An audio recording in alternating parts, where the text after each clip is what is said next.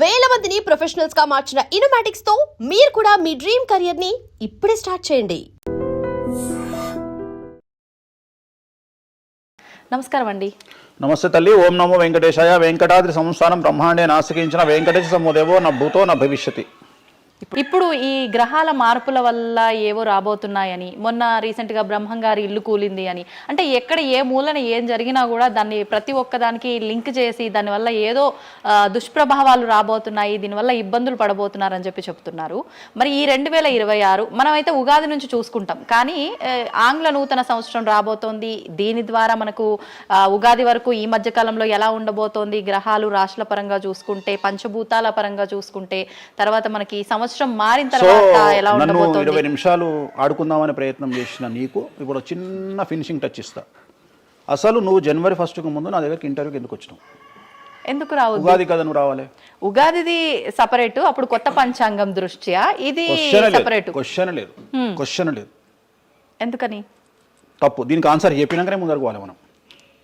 ఉగాది 2026 మార్చి 19 నాడు శ్రీ పరాభవన సంవత్సరం వస్తుంది. దానికి కదా మనం పంచాంగం తీసుకోవాలి. నేను ఎందుకు ముందుగా వచ్చానంటే నేను దానికి ఆన్సర్ చెప్తా. మీరు ఎట్లాగో బిజీ పూజల్లో, మళ్ళీ నాకు అవకాశం దొరుకుతుందో లేదో తెలియదు. కాదు కాంపిటీషన్ జీవితములో నిన్ను నువ్వు నిలబెట్టుకోవడానికి కొత్తదనాన్ని ఎంచుకొని నిన్ను నమ్ముకున్నటువంటి ఓనర్కు నీ పూర్తి కర్త కర్మ క్రియ నీ రిజల్ట్ను ఇవ్వడానికి నువ్వు చేస్తున్నటువంటి ఒక ప్రయత్నం, నిన్ను నువ్వు జనాల్లో కొత్తగా ప్రొజెక్ట్ చేసుకోవడానికి చేస్తున్నటువంటి ప్రయత్నం.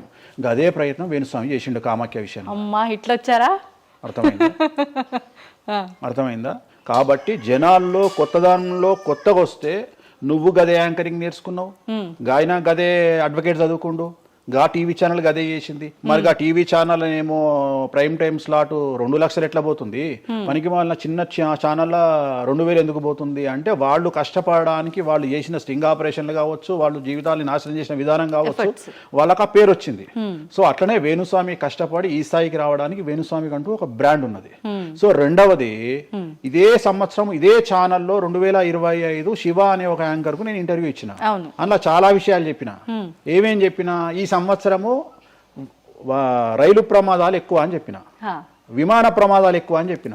చెప్పంగా వెనకకించి వచ్చి వీనికి పని పాట లేదు, వీడు పొద్దుగాలు లేస్తే ఇటువే మాట్లాడతాడు అని తిట్టిరు నన్ను. మరి అయినప్పుడు ఒక్కడన్నా పెట్టడేంద్రా? పెట్టాలే కదా. ఎందుకు పెట్టారు అంటే, చివరికి జ్యోతిష్యం చెప్పుకునే స్వేచ్ఛ కూడా మా బొందకు లేకుండా చేసిరు. జ్యోతిష్యంలో అరే ఇప్పుడు నా సొంత కవిత్వం కాదు, ఎవరిని అడిగినా చెప్తారు. ఈ సంవత్సరం గురువు అధిపతి కమాండర్ కేతువు అన్ని క్లియర్గా ఉన్నాయి. కేతువు అంటే మోక్షకారకుడు, భక్తికారకుడు. ఈ సంవత్సరం 2026లో ఎక్కడైతే జనాలు గుమిగూడు ఉంటారో అక్కడ ప్రాబ్లమ్స్ వస్తాయి.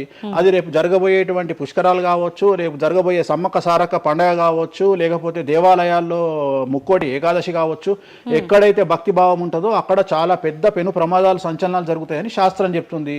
శాస్త్రం చెప్పినప్పుడు ఆ శాస్త్రాన్ని వేణుస్వామి చెప్తున్నాడు. దీన్ని కూడా తప్పు తీసుకుపోయి వేణుస్వామి ఏలినాడు శని నడుస్తుంది మేషరాశికి, మేషరాశి బాగుండదు అని చెప్పాలి, కానీ మేషరాశి సూపర్ స్టార్లు అవుతారని నేనెందుకు చెప్తా అంటే, ఒక చూసిన వేణుస్వామి మన ఒక ఆమె నేను మీనరాశి బాగాలేదంటే మీనరాశికి బాగాలేదని చెప్తున్నా వేణుస్వామి ఎట్టడే ఎప్పుడు వేణుస్వామి అని ఇట్లా ఊతుంది, ఇట్లనే ఊతుంది ఆమె, ఇట్లనే అంటుంది వేణుస్వామి చెప్పిండు అని తిట్టింది. నువ్వు నమ్మవమ్మా, ఆమె అమెరికా నుండి పంచుప్రభాకర్ అని ఒక ఆయన ఉంటాడు, ఆయన తిట్టిండమ్మా ఆ బూతులు భగవంతా, నేనైతే తెల్లారి చచ్చిపోతుండే. అంటే వాళ్ళిద్దరికి ఫైటింగ్ జరిగి గదే మీనరాశి అని చెప్తున్నాను నేను. ఆమె మీనరాశి అంట, గదే మీనరాశి అంటున్నాను. అంటే నేను చెప్పేది అదే. నేను చెప్పేది ఫస్ట్ శనీశ్వరుడు కాదు, శనేశ్వరుడు. సో నెక్స్ట్ తులారాశి. తులారాశి వారికి 6వ స్థానంలో శని కనిపిస్తా ఉన్నాడు. కాకపోతే గురువు విపరీత రాజయోగాన్ని ఇవ్వబోతా ఉన్నాడు. వీళ్ళకి గురు బలము మరియు దైవ బలం అనుకూలంగా ఉండడం వల్ల మీ జీవితాన్ని కొత్తగా ప్రొజెక్ట్ చేసుకునేటువంటి అవకాశం మీకు దేవుడు కల్పిస్తూ ఉన్నాడు. ముందుకు వెళ్ళే ప్రయత్నం చేయండి. చాలా కొత్తగా మిమ్మల్ని మీరు ఆవిష్కరించుకునే ప్రయత్నం చేయండి. మిమ్మల్ని మీరు కొత్తగా సమాజానికి చూపించుకోండి. దానివల్ల మీ ఆలోచనలు మార్చుకోండి. చాలా గొప్పగా థింక్ చేయండి, గొప్పగా కలలు కనండి, వాటిని సాకారం చేసుకోండి.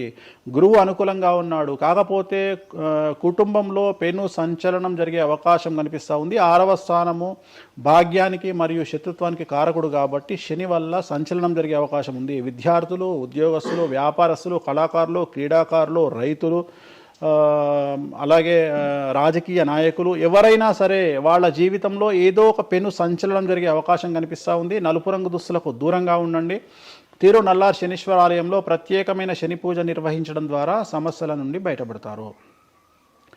నెక్స్ట్ వృశ్చిక రాశి వారికి అర్ధాష్టమ శని వెళ్ళిపోయింది. శని గురువులు అనుకూలంగా ఉన్నారు, రాహు కేతువులు అనుకూలంగా ఉన్నారు. కళాకారులు, క్రీడాకారులు, ఉద్యోగస్తులు, విద్యార్థులు, వ్యాపారస్తులు, రైతులు, రాజకీయ నాయకులు, స్త్రీలు, అన్ని రంగాల వారికి పూర్తిగా 100కి 100% అనుకూలంగా ఉన్నటువంటి రాశి వృశ్చిక రాశి. పూర్తి స్థాయిలో విశాఖ 4, అనురాధ 1, 2, 3, 4, జ్యేష్ఠ 1, 2, 3, 4, 9 పాదాల వారికి విశేషించి రాజయోగంగా భావించాల్సి ఉంటుంది.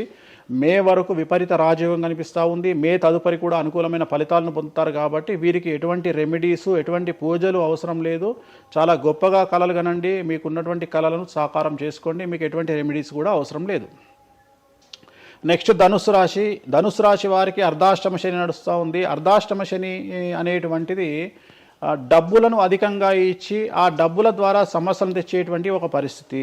అంటే డబ్బులు లేకపోతేనే సమస్యలు అంటారా? డబ్బులు ఉంటే కూడా సమస్యలు. డబ్బులు ఉన్నప్పుడు వాటిని మనం ఖర్చు చేసే విధానంలో సమస్యలు, వాటిని మనం ఎలా సమాజంలో ఖర్చు పెట్టబోతున్నామనే సమస్యలు ఏర్పడేటువంటి అవకాశం ఉంది. కాబట్టి మీరు ఇన్వెస్ట్మెంట్ చేయడంలో కానీ, అప్పులు ఇవ్వడంలో కానీ, ఎవరికైనా అప్పులు ఇవ్వడంలో కానీ, చిట్టీలు వేయడంలో కానీ, సహాయం చేయబోయేటప్పుడు కానీ జాగ్రత్తలు తీసుకోండి. ఎటువంటి పరిస్థితుల్లోనూ డబ్బులు ఎవరికి ఇవ్వవద్దు.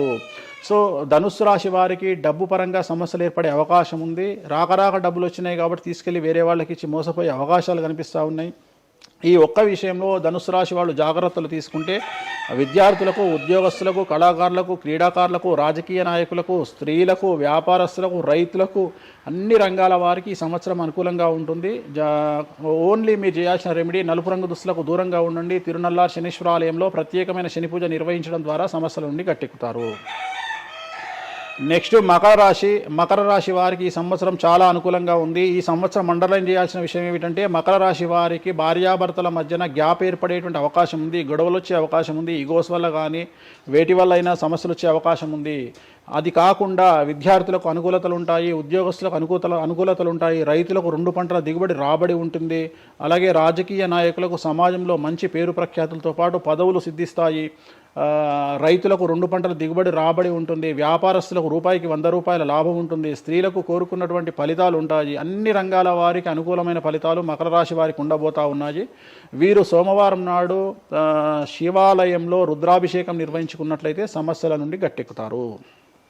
సో నెక్స్ట్ కుంభరాశి వారికి ఏలినాటి శని చివరి అంకంలో ఉంది. చాలా సమస్యలు కనిపించబోతా ఉన్నాయి. కుటుంబంలో ఎవరిని తీసుకున్నా విద్యార్థులు, ఉద్యోగస్తులు, వ్యాపారస్తులు, కళాకారులు, క్రీడాకారులు, రాజకీయ నాయకులు, స్త్రీలు, ఉద్యోగస్తులు, బ్యూరోక్రాట్లు అందరికీ సమస్యలు ఉన్నాయి. వాహన ప్రమాదాలు, పోలీస్ కేసులు, కోర్టు కేసులు, ఆరోగ్యపరమైన ఇబ్బందులు, మానసికమైన ఇబ్బందులు, స్త్రీలకైతే థైరాయిడ్ సమస్యలు, పీసీఓడి సమస్యలు, గర్భసంచికి సంబంధించిన సమస్యలు, మానసికమైన ఇబ్బందులు బాధించే అవకాశం కనిపిస్తూ ఉంది. జాగ్రత్తగా ఉండండి. నలుపు రంగు దుస్తులకు దూరంగా ఉండండి. శనివార నియమాన్ని పాటించండి. సప్త శనివార వ్రతాన్ని పాటించండి. సప్త శనివార వ్రతం అంటే శనివారం నాడు శ్రీ వెంకటేశ్వర స్వామి వారికి సంబంధించినటువంటి వ్రతము. ఇది పుస్తకం మీకు మార్కెట్లో దొరుకుతుంది, తీసుకొచ్చుకొని 7 వారాల పాటు 7 శనివారాల పాటు చేయండి. సమస్యల నుండి గట్టెక్కుతారు. ఇక చివరిది, లాస్ట్ది అనేటువంటిది మీనరాశి వారికి ఈ సంవత్సరం జన్మశని నడుస్తూ ఉంది. జన్మశని చాలా డేంజరస్గా ఉండబోతూ ఉంది.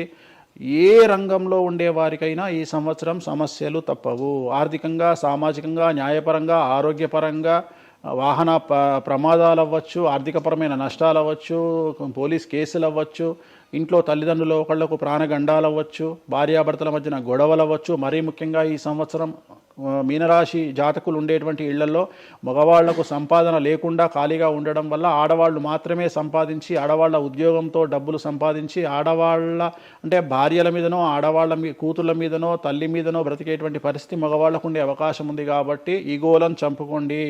సో ఆడవారిని ఆడవారి మీద బ్రతకడానికి సిద్ధపడండి, కష్టపడండి, మానసికంగా సంసిద్ధులుగా ఉండండి. అంటే అలాంటి ఒక కండిషన్ ఈ సంవత్సరం ఉండబోతా ఉంది. ఈ ఒక్క సంవత్సరాన్ని కనుక మీరు దాటగలిగితే మీ జీవితంలో మంచి మంచి మంచి పొజిషన్లకు వెళ్తారు.